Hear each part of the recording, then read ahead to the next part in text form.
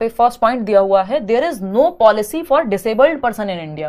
कह रहे हैं भारत में दिव्यांग व्यक्तियों के लिए कोई नीति नहीं है। भाई हम RPWD एक्ट 2016 पढ़ते हैं, यानी right of persons with disability 2016, और इससे पहले कौन सा एक्ट था जो रिवाइज होकर के ये आया, PWD act, persons with disability 1995 का एक्ट, जिसमें 7 डिसेबिलिटीज थी, यहां पे 21 डिसेबिलिटीज हैं, 14 नई डिसेबिलिटीज ऐड हुई हैं। ठीक, तो ऐसा नहीं है कि कोई पॉलिसी नहीं है, पॉलिसी तो है, तो ये तो गलत हो गया option. The road to achieve inclusive education is long and varied one, यानी समावेशी शिक्षा प्राप्त करने की जो राह है वो लंबी है और विविध है, क्योंकि माइंडसेट में चेंज आने की बहुत जरूरत है। चाहे वो टीचर्स हो, चाहे वो आसपास के बच्चे ही क्यों ना हो, क्लासरूम में भी बच्चे एक दूसरे का मजाक उड़ा लेते हैं, अरे तुम चल नहीं पाते हो, तो कोई किसी को अजीब अजीब तरह के शब्द हैं, है ना, अंधे से लेके लंगड़ा, ये सब इस तरह के शब्द यूज होते हैं, मजाक उड़ाया जाता है। टीचर्स का भी माइंडसेट में कई बार टीचर्स कम समझते हैं ऐसे बच्चों को, जो कि एकदम गलत है ना। क्यों? क्योंकि पर्सन्स विद डिसेबिलिटीज की बात हो रही है, हम कह रहे हैं डिफरेंटली एबल्ड हैं ये बच्चे, हर व्यक्ति में कुछ ना कुछ अपनी क्षमताएं हैं, तो उस चीज को हमें एक वेरिएशन की तरह, एक विविधता की तरह देखना है, इंडिविजुअल डिफरेंसेस की तरह देखना है, और बच्चे की नीड को समझते हुए, वो स्पेशली एबल्ड है, वो डिफरेंटली कुछ अच्छा कर सकता है, डिफरेंटली एबल्ड है, तो उसको समझना है। तो द रोड टू अचीव, ये बात बिल्कुल सही है, लंबी जर्नी है और वेरिएड वन है ना। जब तक दर्द खुद को ना हो तब तक महसूस नहीं होता, तो एम्पैथी की बहुत जरूरत है। अगर हम चाहते हैं इंक्लूसिव एजुकेशन बेहतर हो या इंक्लूसिव एजुकेशन ठीक से लागू हो पाए, तो पॉलिसी बना के सिर्फ नहीं चलेगा जब तक लोगों के माइंडसेट में परिवर्तन नहीं आएगा। ठीक, तो अगर हम देखें तो यहाँ पे only 2 should be the right option, तो सेकेंड ऑप्शन यहाँ सही है। अभी हम पैरा ओलंपिक्स चल रहे थे और हमने देखा कि इंडिया ने कितने मेडल्स लिए हैं, और हमने बात भी की थी अपनी लेखारा की, आपने वो छोटा सा मैंने एक शॉर्ट भी डिस्कस किया था, मतलब शेयर किया था। तो यहाँ पे अगर आप देखेंगे तो ये शीतल देवी हैं, और ये फर्स्ट फीमेल पैरा ओलंपियन हैं जिन्होंने आर्चरी में विदाउट अपर लिम्ब, यानी ऊपर के जो दोनों हाथ हैं, आर्म्स हैं, वो हैं ही नहीं, और तीरंदाजी में पदक जीता। वहीं अवनी लेखारा की अगर हम बात करें तो लोअर लिम्ब्स वर्क नहीं करते। तो जब ऐसे एग्जांपल्स हमारे सामने हैं कि, तो फिर अगेन मतलब ये क्या है, इंक्लूसिव एजुकेशन को और ज्यादा वो राह देने वाली बात है। माइंडसेट में चेंज होता है जब इस स्तर पे लोग डिफरेंटली एबल्ड, हम क्यों कह रहे हैं, क्योंकि ये लोग डिफरेंटली एबल्ड हैं, यानी डिफरेंट तरीके से एबल्ड हैं, आपके हिसाब से नहीं, आपकी डेफिनेशन के हिसाब से नहीं चलेगा ना सब कुछ, तो ये एक बात है। चलिएगा, खैर आगे बढ़ेंगे। क्वेश्चन नंबर 3 देखिएगा। क्वेश्चन नंबर 3 क्या कहता है, फटाफट से बताएंगे। क्वेश्चन नंबर 3 क्या कहता है, देखते हैं। In the context of cognitive development in early childhood, what is the theory of mind development, प्रारंभिक बाल्यावस्था, जिसमें 2 से 6 वर्ष कहते हैं हम अर्ली चाइल्डहुड को। ठीक, संज्ञानात्मक विकास के संदर्भ में मन के विकास का सिद्धांत क्या कहता है, यानी बच्चे का माइंड डेवलप कैसे होता है, इस बारे में आपको बताना है, फटाफट से देखना है, जल्दी से आप बताएंगे। सीटेट नोटिफिकेशन कब आएगा मैम? देखो अक्टूबर आने को, सितंबर एंड में भी आ जाए, बट अक्टूबर में आ जाना चाहिए आइडियली। देखना एक बार, अगर हम देखें यहाँ पे तो फर्स्ट ऑप्शन है आपका, it reflects brain maturation and improvement in cognition, यानी जो मस्तिष्क का विकास है, मन का विकास है, बच्चे के माइंड का विकास है, वह मस्तिष्क की परिपक्वता और संज्ञान में सुधार को दर्शाता है। यानी अगर 2 से 6 वर्ष के बच्चे के अगर हम संज्ञानात्मक विकास की बात कर रहे हैं, यानी उसका संज्ञानात्मक का मतलब ये है, कॉग्निशन का मतलब ये जो भी काम दिमाग से हो रहे हैं, थिंकिंग, रीजनिंग, प्रॉब्लम सॉल्विंग, ये सारे काम दिमाग से होते हैं, और ये जुड़ा हुआ है आपका मेंटल डेवलपमेंट, कह देते हैं हम इसको कॉग्निटिव को। तो ये बात सही है कि ब्रेन के जो मैचुरेशन है, यानी आपके दिमाग की जो परिपक्वता है, इंप्रूवमेंट्स है कॉग्निशन में, यानी सोचने समझने सीखने में, वो माइंड डेवलपमेंट से दर्शाए जाएंगे। उसको आप मेंटल डेवलपमेंट कह दीजिए, कॉग्निटिव कह लीजिए, सही है, ट्रू है ये बात। सेकेंड ऑप्शन है, heredity and environment influences play a large part in development, यानी वंशानुगत और पर्यावरणीय प्रभाव विकास में एक बड़ी भूमिका निभाते हैं। बिल्कुल सही है, जो आपको आपकी हेरिडिटी से मिला, जो आईक्यू है, वो हम कहते हैं कि ज्यादातर हाईली आपके इंटेलिजेंस जो है आपका, वो highly related to your genetics है।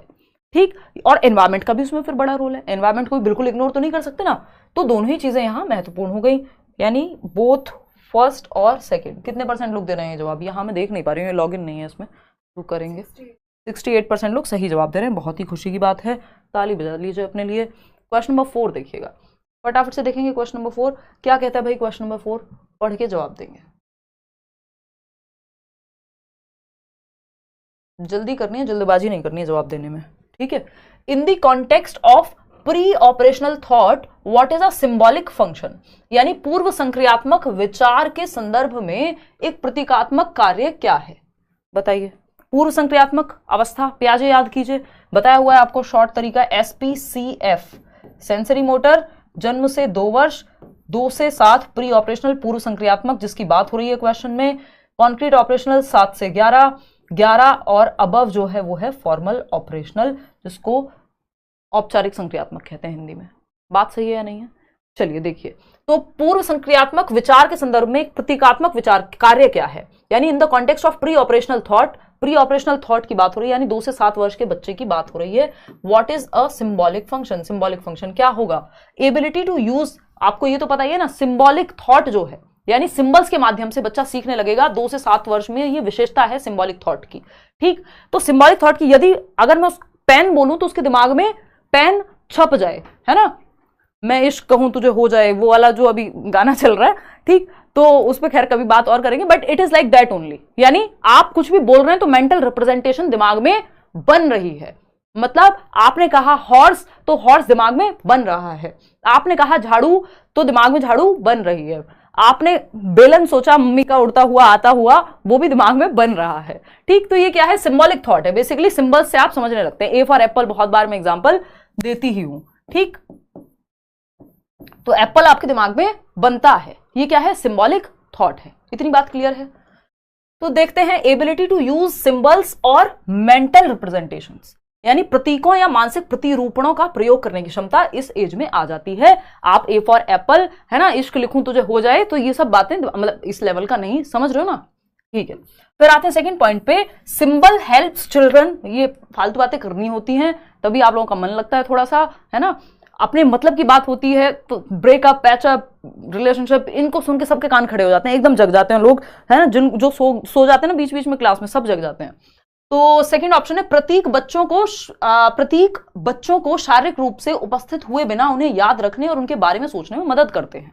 मतलब जरूरी नहीं है कि आप फिजिकली प्रेजेंट होंगे कहीं पे, आपको बर्फ की बात करें तो बर्फ में ले जाया जाएगा, आपके दिमाग में वो चित्र आ जाएगा, तो आप सिंबल्स के माध्यम से सीखने लगते हैं। दोनों बातें सही हैं, बोथ 1 and 2 इंक्लूडेड। ठीक है, फर्स्ट ऑप्शन सही है। चलें आगे बढ़ें,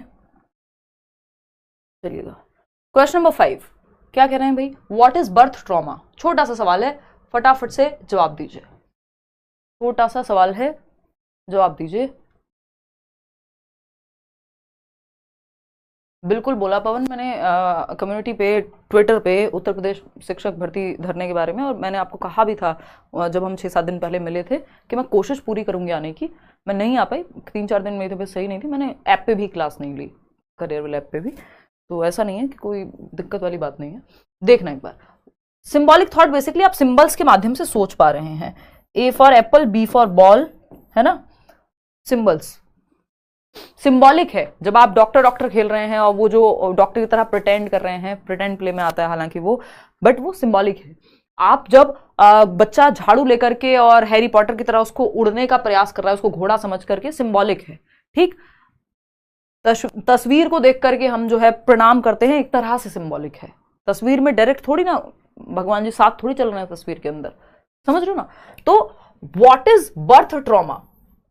जन्म आघात क्या है?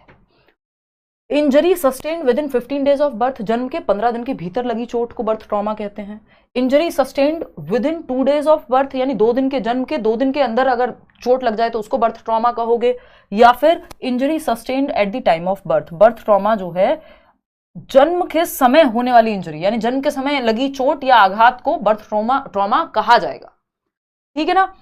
Injury sustained with in 5 days of birth नहीं, तो जन्म के समय, कई बार किसी बच्चे को जो जिसका अभी जन्म हो रहा है, मान लीजिए बच्चे का, नवजात शिशु का, तो ऑक्सीजन नहीं मिल पाती ब्रेन को, तो उस चक्कर में बहुत सारे ऐसे क्या कहेंगे डिसेबिलिटी हैं जो हो जाती हैं। और अगर हम बात करें इस तरह की बहुत सारी चीजें, किसी केमिकल के प्रभाव में आ गया बच्चा, है ना, या फिर कोई फिजिकल इंजरी हो गई, या फिर और अगर बहुत ज्यादा पैनिक या उस स्थिति में पैदा हुआ है तो कई बार क्या होता है कि नर्वस सिस्टम बच्चे का अफेक्ट हो गया, तो नर्वस सिस्टम अफेक्ट होगा तो बहुत सारे जो न्यूरो डेवलपमेंटल डिसऑर्डर्स हैं, ADHD या फिर आपका जो है ऑटिज्म, ये सब की संभावना बढ़ जाती है। तो बर्थ ट्रॉमा का बहुत बड़ा रोल है कि बच्चा ठीक से पैदा हो जाए, अपने आप में बहुत बड़ा टास्क है, जन्म के समय उसको कोई ट्रॉमा ना हो। ठीक, तो third option is the right answer. आगे बढ़ेंगे क्वेश्चन नंबर 6, देखिएगा क्या कहानी है क्वेश्चन। हाँ रोज लेंगे भाई क्लास, कोशिश तो अभी यही है, बस कल की छुट्टी करके, है ना। व्हाट इज जेंडर कॉन्स्टेंसी, यानी लिंग स्थिरता क्या है। जेंडर कॉन्स्टेंसी थियरी है, कोहलबर्ग ने दी है। जनरली हम इस पर बहुत अलग से चर्चा नहीं करते हैं, बट क्योंकि इस पे क्वेश्चन आता भी लिमिटेड ही है, तो जितने की जरूरत है उतना हम डिस्कस करेंगे। और इसको जो पेडागोजी टर्म्स या साइकोलॉजी शॉर्ट्स की जो सीरीज है उसमें